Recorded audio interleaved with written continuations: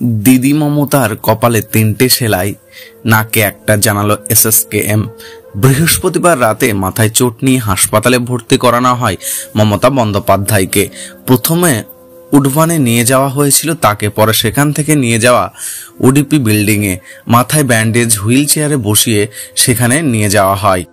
বাড়িতে পড়ে গিয়ে কপালে চোট পেয়েছেন মুখ্যমন্ত্রী মমতা বন্দ্যোপাধ্যায়।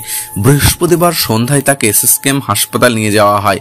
প্রথমে উডভানে নিয়ে যাওয়া হয়েছিল তাকে, পরে সেখান থেকে নিয়ে যাওয়া হয় ওডিপি বিল্ডিংয়ের।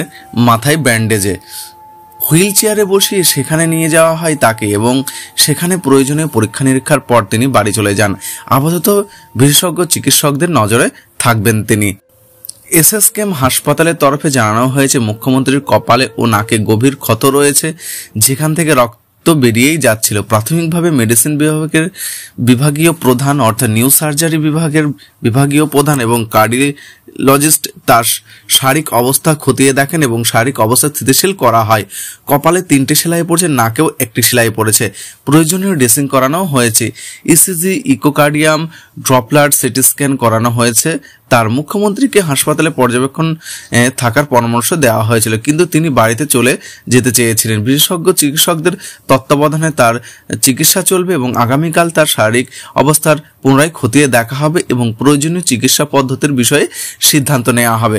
মুখ্যমন্ত্রীর অসুস্থতার খবর পেয়ে সাকরাইল থেকে প্রচারের মাঝে কালীঘাটে এলেন প্রসূন বন্দ্যোপাধ্যায়, এলেন সুজিত বসু।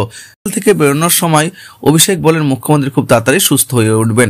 এসএসকেএম থেকে বেরিয়ে গেলেন মমতা বন্দ্যোপাধ্যায়দের গাড়ি, নিয়ে যাওয়া হচ্ছে মমতাকে।